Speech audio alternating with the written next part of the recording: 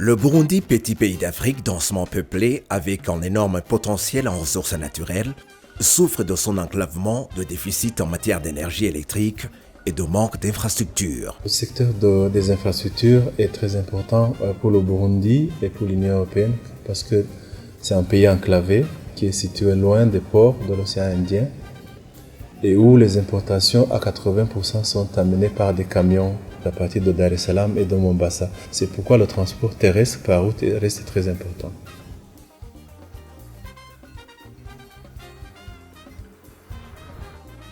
Plusieurs routes nationales et urbaines ont été réhabilitées grâce au financement de l'Union européenne. L'Union européenne, depuis 12 ans, depuis 2007, intervient dans les investissements pour le renouvellement et l'extension du réseau routier.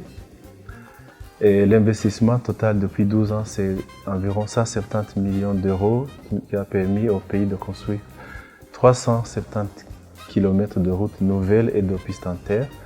Je peux citer la RN12 Gitega-Karuzi-Muyinga, la RN13 Luigi vers Cankuzo et la RN19 Cankuzo-Muyinga, 60 km. Je peux citer la réhabilitation de la voirie urbaine de Bujumbura où on a investi pour réhabiliter 33 km dans tous les quartiers de Bujumbura au nord, au sud et au centre. Nous avons financé beaucoup de routes en terre, notamment les pistes qui vont vers les usines à café, à thé, et les pistes Kivumbu-Mwaro et Tora, Burambi, Rumonge, qui permettent de faire transporter les productions agricoles vers les centres de consommation. Le projet le plus récent est la RN4. Pour promouvoir le commerce et l'intégration économique régionale, l'Union européenne finance pour un montant total de 10 millions d'euros pour la réhabilitation d'un pont sur la Rusizi et de 16 km de la route nationale numéro 4 qui relie Bujumbura et la République démocratique du Congo. La RN4 est un poumon économique important où il y a des hôtels le long de la plage, où il y a le marché international de chez Sioni, où il y a l'aéroport à côté, le port et la zone industrielle. Donc c'est une route internationale qui lie deux pays et qui est vraiment une ligne de vie, un cordon ombilical pour Uvira et la région de l'Est de la RDC. Vous voyez que la route elle est déjà fréquentée, elle est carrossable, elle est fréquentée. Maintenant nous allons faire les travaux de renforcement et de réhabilitation sur certains tronçons. Les travaux se situent en deux phases. D'abord, il y a une phase de réhabilitation sur 2,8 km. On doit faire des élargissements sur les côtés et puis faire le renforcement de la structure. Et maintenant, on doit aussi faire le revêtement sur 11 km. Le pont que vous voyez, à l'époque, c'était un pont métallique de 6 mètres qu'on a réhabilité. On a fait un dallo de 4x4 avec une largeur de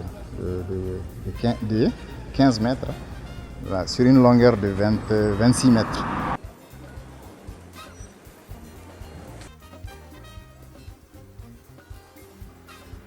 Mu minsi yahera ibarabara ritaraba neza nk'uko akanara gakora ariko ntibyatworohera kubera hari ibinogo byinshi.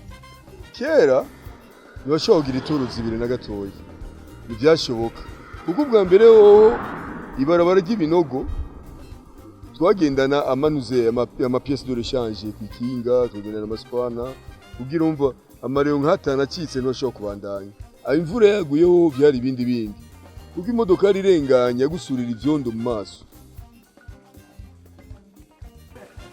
La RDC représente 28% des exportations du Burundi, soit plus de 400 millions de dollars qui passent par la route nationale numéro 4 et qui est la principale liaison terrestre entre les deux pays.